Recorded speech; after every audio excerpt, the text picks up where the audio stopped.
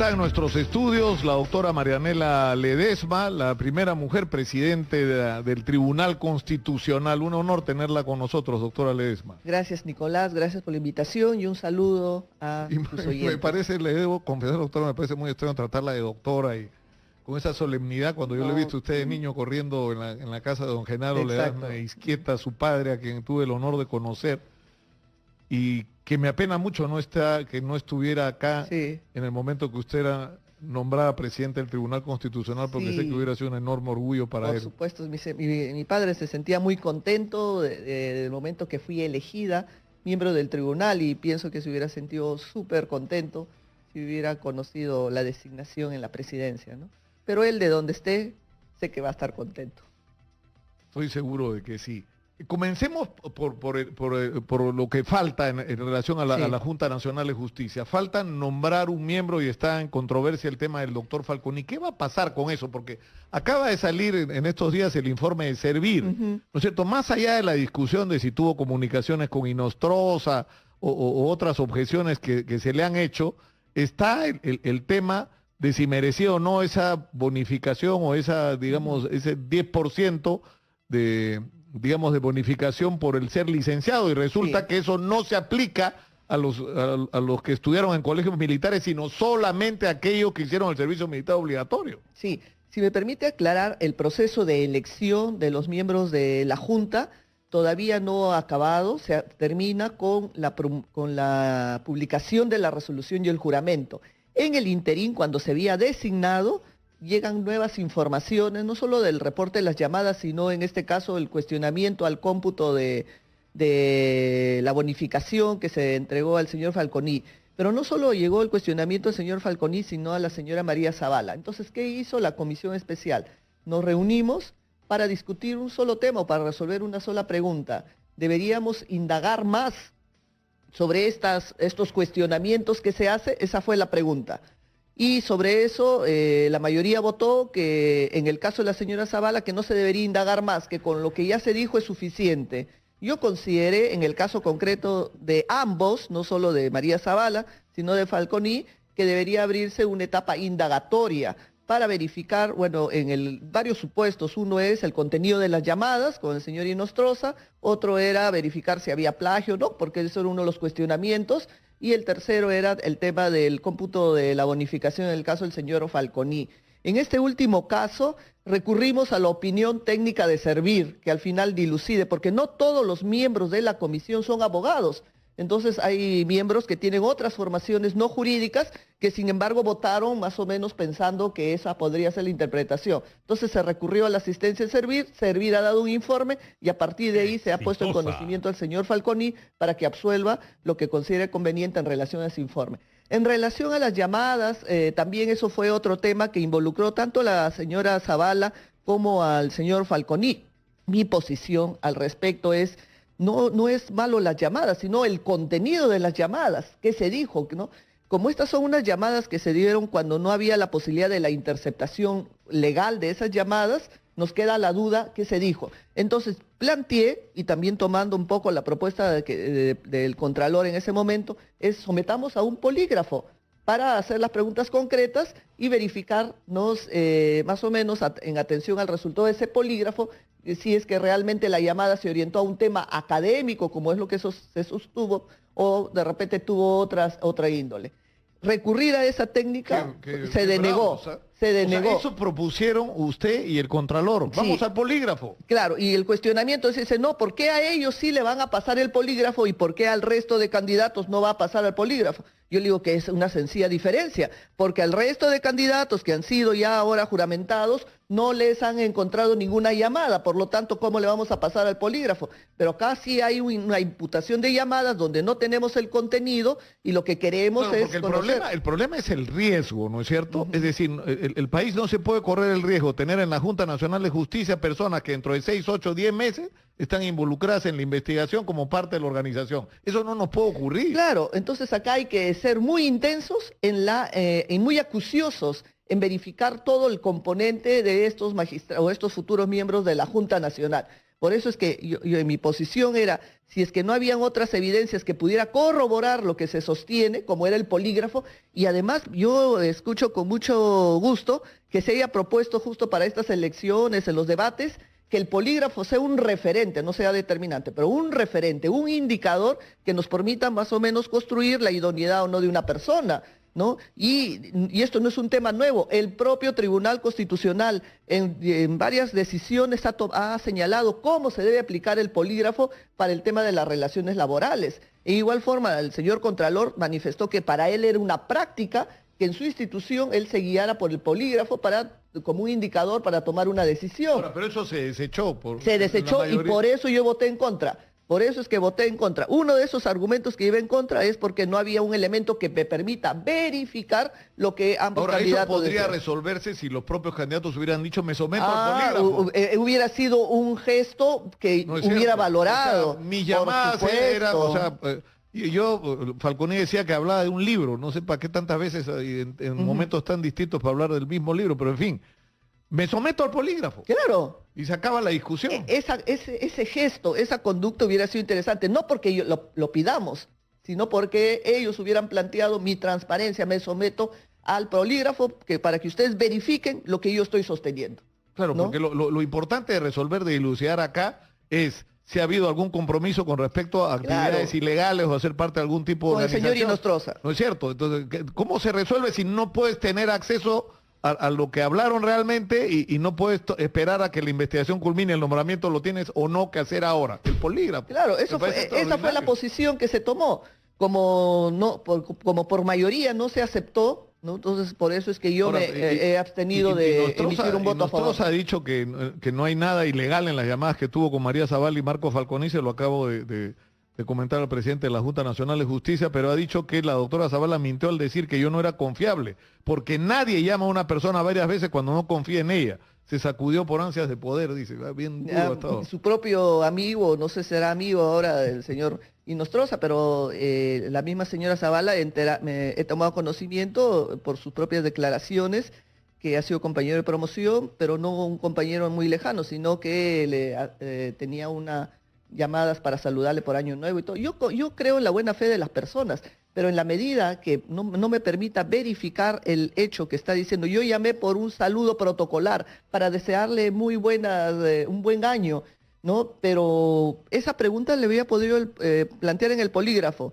Usted llamó para desearle un buen año al señor Inostroza, si hubiera salido, o usted llamó para hablar de un caso con el señor Inostroza, ¿no? Entonces son cosas que para eso existe la tecnología y nuestra justicia y nuestras decisiones tienen que darse ahí. Esta podría ser incluida de una manera más activa en los procedimientos judiciales, ¿no? Por supuesto. Porque, por ejemplo, en los famosos Vladivideos, donde hay un montón de gente que, uy, qué milagro, qué suerte, se le desapareció el Vladivideo. No está el Vladivideo, pero ellos dicen, yo fui a conversar de la guerra con Ecuador. A ver, hermanito, siéntate en el polígrafo, pues. Claro. A ver si hablaste de la guerra con Ecuador con Montesinos o de otra cosa. Eso hubiera ayudado muchísimo a saber quién es quién, ¿no? Y eso nos permite reflexionar que es necesario romper esos esquemas tan clásicos de pedir de repente una declaración jurada, de pedir un dicho. También hay otros instrumentos tecnológicos que nos permiten verificar, corroborar. Yo concluyo entonces que ante su insatisfacción por los procedimientos, por eso no fue usted la juramentación. Bueno, tengo que ser coherente con lo que pienso. Si no se permite que uno verifique una decisión,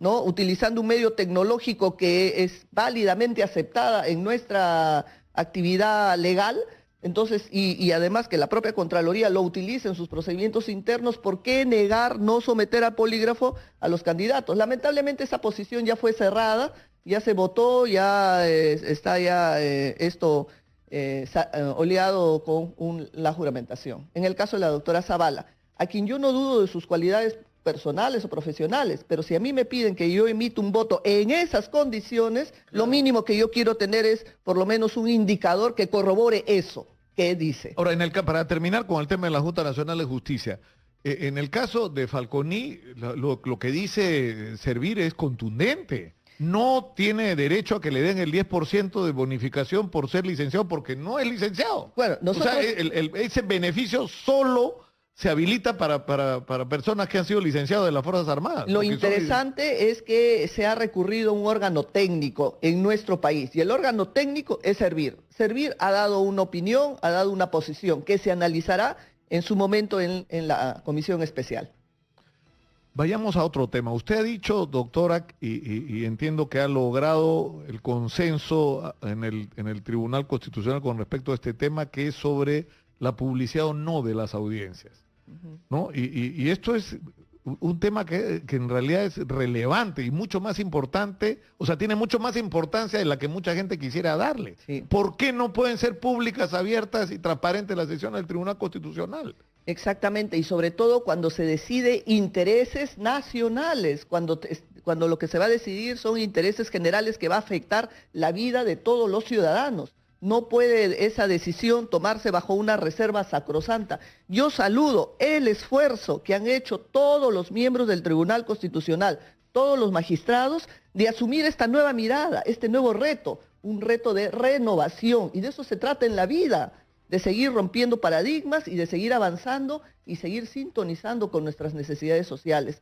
¿no? Y una de esas necesidades era hablar claro, directo, transparente y mostrar que somos independientes. Los 7 magistrados, al margen de las presiones, los cuestionamientos, uno argumenta por qué toma esa decisión y con toda la transparencia lo dice a la ciudadanía. Y eso es lo que el tribunal pretende hacer a partir de este martes 14 en un caso tan emblemático, que es dilucidar si el cierre del Congreso fue un acto constitucionalmente practicado o no. Y eso le incumbe a toda la ciudadanía de nuestro país. Lo que no se entiende es por qué una sesión donde se va a tratar un tema de esa naturaleza que nos compete a todos, tiene que ser secreto. Claro. O sea, y Nicolás, no es razonable. Y Nicolás, y no solo esto es solamente una mera divulgación, sino permite que la ciudadanía esté alerta. Yo en lo personal, permíteme confesar algo, en la ponencia del doctor Ramos, que hace 2 días era encriptada con claves, que a veces yo ya ni me acordaba la clave, y la verdad que yo quería imprimir la ponencia y me había olvidado la clave, y después digo, ¿verdad eso? Yo ya tengo acceso sin necesidad de clave desde la web de cualquier página, ¿no? Entonces yo he entrado como cualquier mortal ciudadano, he bajado y he sentido una sensación de liberación, que ya no tengo que andar con claves para leer ponencias de alta sensibilidad en el tribunal, ¿no? Ahora, usted no puede en este momento adelantar opinión sí, sobre esto, ¿no? Yo pienso que en esa parte sí tenemos que ir ya con ciertas pautas y moderación. Se ha publicitado la ponencia, hay una deliberación social, ya hay cuestionamientos, opiniones a favor y en contra, y de eso se trata, que toda la ciudadanía tenga una mirada vigilante y que tenga opinión, que diga si estamos a favor, estamos en contra, ¿no? De eso se trata, porque nos permite participar en la vida de nuestro país, ¿no? Con nuestras opiniones, deliberación social. Y no solo la deliberación es un tema exclusivo de 7 magistrados, no, será un tema exclusivo nuestro definir, pero deliberar todo el escenario social puede deliberar. Ahora, lo que ha dicho, bueno, aunque eso ya es entrar en el tema, ¿no? Pero Aníbal Quiroga ha dicho que el proyecto de resolución de Carlos Ramos no dilucida si el gabinete de Vizcarra hereda la primera solicitud de confianza del equipo ministerial de Kuczynski. Bueno, lo saludable es que pone un tema en tapete para discutir de lo que plantea el abogado Quiroga, ¿no? Me gusta porque de eso se trata, de que se pongan temas y sobre el cual vayamos discutiendo, afinando, mejorando, ¿no? El debate. Ahora, lo importante de la transparencia es que es extraordinario, ¿no es cierto? O sea, uno no le da el valor que realmente tiene. Sí. Pero el magistrado de lo que tiene que ser consciente es que lo está mirando el país entero. Por supuesto. ¿No es cierto? Que es al que tiene que servir, ¿no es cierto? Por supuesto. Cuyos intereses tiene que defender desde el lugar en el que está.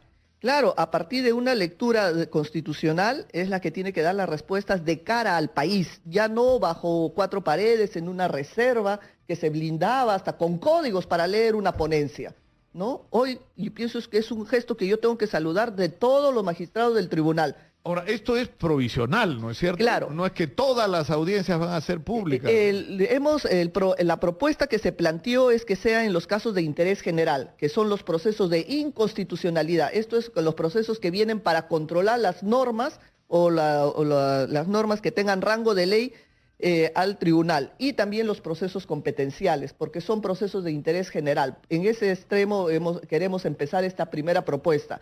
Los señores magistrados han aceptado y quieren asumir esto como una especie de piloto, de ver cómo vamos en esta primera entrega a la ciudadanía, abriendo la deliberación, con cargo a que iremos mejorando. Posiblemente esto pueda formar parte de una reforma del reglamento en su momento, ¿no? Pero yo me siento muy contenta, halagada del esfuerzo de todos los magistrados que han mirado, que han tenido esa mirada en común de darle otra mirada hacia nuestra labor con la ciudadanía. Hay un tema, doctora Ledesma, que es importante, que es cuál debe ser realmente y efectivamente el papel del Tribunal Constitucional, porque por momentos da la sensación de que para algunos se ha convertido en la última instancia del sistema de justicia. Es decir, pongamos el caso de Keiko Fujimori, que uno puede estar a favor o en contra, pero lo que hacen es le cargan la tinta a José Domingo Pérez y a Rafael Vela. Pero un momentito, ellos son solo fiscales que han propuesto algo que ha sido aceptado por un juez, me refiero a la prisión preventiva, que ha sido ratificado por una sala donde participan, ¿cuántos? 3 magistrados, y que ha llegado a la Corte Suprema donde participa un número, es decir, han intervenido más de 10 magistrados aparte de los fiscales. Entonces, claro, ¿por qué el Tribunal Constitucional tendría que intervenir en algo que, digamos, en el procedimiento judicial normal está terminado? Claro, esa es una vieja discusión que tenemos los propios magistrados, los 7, en relación a los límites de actuación del juez constitucional en el control de las decisiones de los jueces del Poder Judicial. Límites. Hay una corriente en que se señala que el tribunal o los jueces constitucionales deben tener una intervención acotada solo a verificar que eso que han hecho los jueces lo han hecho en un escenario con garantías, que se ha permitido la defensa, que se ha permitido de repente aportar pruebas, que se ha permitido impugnar, garantías. Y otro grupo consideran, no podemos solamente mirar el tema de garantismo, también podemos ingresar y controlar hasta la razonabilidad o los criterios de fondo que se hayan tenido, ¿no? Es una vieja discusión entre los límites del juez constitucional en ese control. Pero eso tiene que resolverse. Por supuesto, porque... y nosotros ya, por lo menos, yo siempre he sentado posición de que cada entidad tiene sus límites de actuación dentro de la propia Constitución, le ha señalado. Quien tiene en sus manos las pruebas, quien escucha las declaraciones, quien escucha a los testigos, quien hace las confrontaciones, no somos nosotros, los jueces del tribunal no, sino son los jueces del Poder Judicial, a la luz de la prueba directa. Lo que tienen que ustedes velar es estrictamente por si se han cumplido, o sea, si se ha violado o no algún derecho constitucional en el proceso. Exactamente. Y eso tiene que ver directamente con como usted dice, el ejercicio de la defensa, el cumplimiento de los plazos, etcétera, pero claro, nada más. No tienen por qué resolver sobre el fondo de Nosotros somos como un árbitro en una cancha de fútbol, donde por un lado está el Ministerio Público haciendo su actividad, en el otro lado está la defensa de la parte procesada, y nosotros verificamos cómo se están comportando. Le está haciendo foul, están asumiendo las reglas, le está permitiendo que ejerza sus defensas. Eso es nuestra lógica, ¿no? Controlamos que lo que hagan los jueces en el Poder Judicial, ¿no?, frente a estas dos partes, Ministerio Público y procesados, su comportamiento, su conducta se dé en un escenario de garantías, pero de ninguna manera, siendo nosotros terceros que ejercemos esa lógica, nos tengamos que meter al partido para decir está bien o está mal decisiones de fondo. Esa es por lo menos la posición que se asume. Y cuando hay factores externos, usted en algún momento dijo que la habían sometido a presión por el tema de Keiko Fujimori, pero nunca terminó de contar la historia completa. No, y aparte le he contado al Ministerio Público porque es la entidad donde se tiene que transmitir la información, ¿no? Y ahí está mi declaración. Ah, usted ya hizo una declaración al Ministerio Público. Sí, el Ministerio Público me ha requerido, he declarado y me imagino que seguirán haciendo sus indagaciones. ¿Y eso no lo va bueno, yo no puedo decirlo, ¿no? Me imagino que al final terminará esa investigación y también me enteraré en qué terminó la investigación, ¿no? Pero lo que sí es cierto es que a usted le plantearon que si votaba a favor, eso le iba a convenir en el proceso de su elección como presidente del Tribunal Constitucional. No, nunca fue como presidente del tribunal. Eso, yo he sido presidente del tribunal a partir del 2 y eso fue un hecho que se dio antes en el mes de septiembre, más o menos, el 20 y tantos de septiembre. Sí. Pero ¿cómo fue la presión? O sea, no me diga los actores de la película, pero cuéntame el argumento. Bueno, lo que ya he dicho en el tema del semanario Hildebrand, ¿no? El periodista trajo una información, no la traje yo, él trajo una información y me pregunta, dígame si es cierto esta información, ¿no? Que le ofrecieron.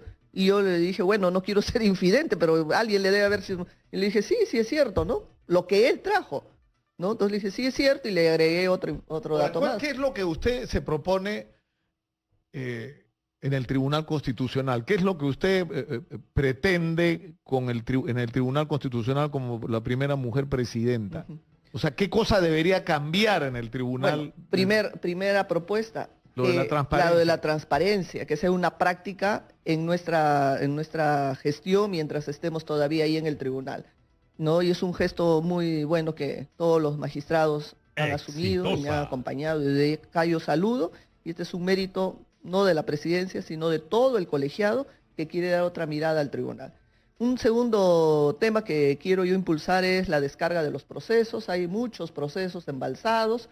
También es cierto que hay que contratar más personal para poder dinamizar, dar una respuesta más rápida, ¿no? Entonces, y sobre todo focalizado en los temas más álgidos que están ahí, que son el tema de las pensiones, de los jubilados, que muchas veces mueren pidiendo una pensión y cuando se le dice que tiene la razón ya no está en esta vida. Y eso no puede seguir. Y también el tema de las libertades, las habeas corpus. No solo de que esté restringida la libertad, como yo he dicho, las condiciones carcelarias.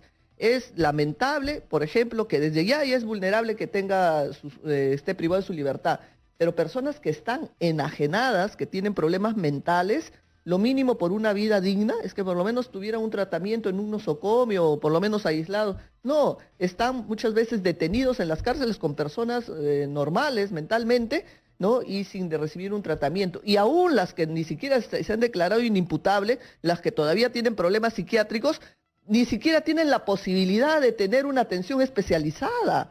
El tribunal ya en las decisiones que hemos tomado hemos visibilizado ello. Yo tengo una reunión con el jefe del INPE, no sé si es hoy o el martes, me recuerdo en la agenda, precisamente porque quiero preguntarle cómo van las condiciones carcelarias. Eso es lo que también voy a focalizar, el tema de las libertades y sus condiciones carcelarias en las que viven todas estas personas. Porque además, es decir, se le dio, y eso provocó en determinado momento incluso la protesta de las presas de Chorrillos, claro, con respecto al tema de Keiko Fujimori, es decir, ¿por qué se convertía esto en tema prioritario cuando hay una cantidad inmensa de presos que tienen prisión preventiva, que no avanzan sus juicios, que ni siquiera tienen abogados de oficio en muchos casos porque no alcanza la gente que tiene el Ministerio de Justicia? Entonces, ahí hay violaciones a los derechos constitucionales. Por supuesto, y ese es el tercer tema que le he calificado como casos emblemáticos, ¿no? Los magistrados consideran que casos emblemáticos, bueno, la regla general es que los casos se resuelven según orden de llegada y se sortea en el sistema informáticamente. Pero hay algunos casos que no se le aplica esa regla de orden de llegada, sino por la trascendencia de la persona que está involucrada en el caso. Eso es lo que he dicho que tenemos que romper. No se puede privilegiar por la trascendencia de la persona y darle un trato privilegiado, sino hay que privilegiar si ese caso va a generar de repente un precedente, si ese caso va a generar una regla de impacto general, que por eso tenemos que privilegiar, o la situación está en una situación de riesgo inminente que va a afectar el derecho de esta persona que la va a volver irreparable, tal vez ahí, ¿no? Pero no que sea una práctica general que porque tiene tales características o podría decir, cualidades, entre comillas, sí debería tener un trato privilegiado. Y yo no estoy diciendo solo esto por la señora Keiko Fujimori, lo estoy diciendo por todos los casos que han sido calificados. Dentro de ellos está también el caso Humala, también está el caso Humala. Entonces yo estoy pidiendo una regla para todos. Terminó siendo prioritario cuando había montones de casos que siguen esperando incluso hasta hoy, ¿no? Mira, y no solo prioritario, sino porque en ambos casos gestan un concepto de firmeza irreparable, que no voy a aturdir a tu teleaudiencia o tus oyentes para explicar qué es este tema de la firmeza, pero es que hay reglas que dicen que en tanto tú no discutas en el Poder Judicial, se cierre, se zanje la discusión, tú no puedes promover un control constitucional. Dicho en otras palabras, en tanto no termine el partido de fútbol, tú no puedes ir de frente a que vaya el referee a controlar algo que no ha terminado. En el caso Humala y en el caso Keiko, esa regla no se aplica. Sin embargo, y me escucharán varios abogados, son centenas de casos que nosotros le aplicamos la firmeza, que el caso no ha quedado firme para mandarlo al archivo, para mandarlo al tacho, ¿no? En cambio, en esos casos sí tienen un trato privilegiado, aún hasta en la argumentación que se ha dado. Eso felizmente fue, creo, un pasado, ya fue, y miremos la vida y la actividad del tribunal con otros ojos. Espero que no se vuelva a repetir. Claro, tendría que serlo. Es decir, si tú cuando te traen un caso, tú dices en el Tribunal Constitucional, un momentito, esto ya terminó en la instancia respectiva, no, entonces no nos podemos abocar al caso. Ya, no, pero es Humala. Ah, ahí sí. O es Keiko. Ah, no, ahí sí la regla se cambia. Sí. Ahora, sobre los temas internos para terminar en el tribunal, porque ha habido desde el conflicto con Eloy Espinosa y la doctora Susana Tábara, ¿no es cierto? ¿Cómo se va a manejar ese tema? Bueno, la funcionaria Susana Tábara presentó una denuncia de maltrato y como el magistrado Eloy Espinosa no estuvo presente porque estaba con descanso médico, se le ha puesto en conocimiento de esos cargos que ha hecho la funcionaria secretaria general de la institución en ese entonces y estamos esperando que el magistrado absuelva ello. Como tenemos lamentablemente en la agenda programada para el próximo martes este tema del competencial, se ha agendado para el jueves siguiente, ¿no? Él, por lo menos, sus descargos que tenemos en interés en escucharlo, y luego se decidirá por todo el pleno cuál va a ser la decisión. Y en el caso de José Luis Ardón, sí. O sea, porque ya hubo un antecedente, ¿no es cierto? Él participó, aunque no votó, pero participó en todo el proceso de preparación, digamos, o sea, en la discusión previa sobre un tema que tenía que ver con el Scotiabank y resulta que su hermano es, o su cuñado, una persona ligada a él, me parece que es su hermano, es funcionario de esta institución. Ahora hay el caso de que su cuñado, Javier Viso López de Romaña, resultó ser un falso aportante de Fuerza Popular. Él dice, yo no tenía cómo saber que mi cuñado era falso aportante, pero bueno, ¿cómo se va a manejar esa situación? En el caso de Scotiabank todavía no hay una decisión. No hay, claro, él se ha inhibido de participar en la decisión final. En ese caso sí. Y en el caso de su cuñado, yo he tomado conocimiento de esa información a raíz de las declaraciones públicas que hizo el fiscal José Domingo Pérez. Para mí fue una novedad. Ese caso ya se había resuelto, el habeas corpus. Yo le he dicho también de manera personal que hubiera sido interesante, ¿no? Importante que él nos compartiera esa información, pero como él también nos ha señalado, él desconocía esa información, ¿no? Bueno, es un caso que ya terminó, que ya está cerrado, ¿no? Y es una información que aparece con posterioridad.